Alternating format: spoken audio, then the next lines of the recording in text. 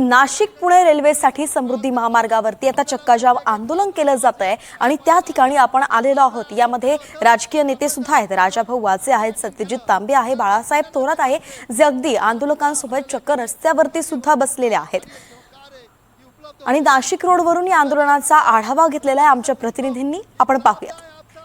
Nashik Pune railway मार्ग हा सरळ मार्गाने व्हावा यासाठी समृद्धी मार्गाचा परिसरामध्ये या ठिकाणी चक्काजाम आंदोलन या ठिकाणी करण्यात आलेलं आहे। आपण जर या ठिकाणी बघितलं तर शेतकरी जवळपास अर्धा ते 1 तासापासून या ठिकाणी रस्त्यावर बसल्याची एकंदरीत आपल्याला दिसून येत आहे।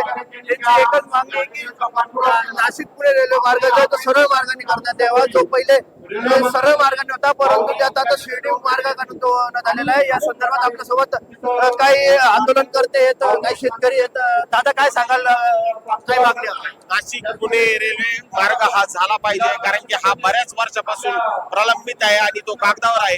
आणि जे आता नेतृत्व केलं आमचे सत्यजित दादा असतील, माननीय नामदार बाळासाहेब थोरात साहेब असतील, आणि ज्यांनी या रेल्वेला जो खोडा घातला हा चांगला नाही। हा मुलांच्या भविष्यासाठी खूप कठीण काळ आहे, म्हणून आज सगळे फार छोट्या मुलांसह आम्ही आंदोलनात सहभागी झालो आहोत।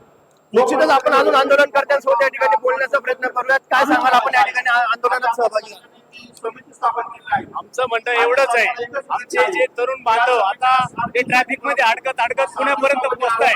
जी मुलं नोकरी धंद्यासाठी जी पुण्याला आहेत त्यांना जाण्यासाठी किती त्रास होतोय ही जाणीव आम्हाला आहे।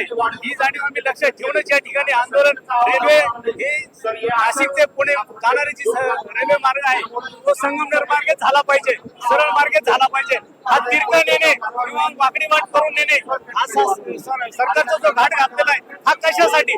सरळ मार्गे जे जाणं आहे ते योग्य आहे की वाकडं आमचा मार्ग योग्य आहे? सरळ मार्गेच रेल्वे झाली पाहिजे, संगमनेर आळे फाटा मार्गेच रेल्वे झाली पाहिजे, ही आमची ठाम भूमिका या ठिकाणी आहे। त्यासाठी आम्ही या ठिकाणी आंदोलन करत आहोत। निश्चितच आपण जर या ठिकाणी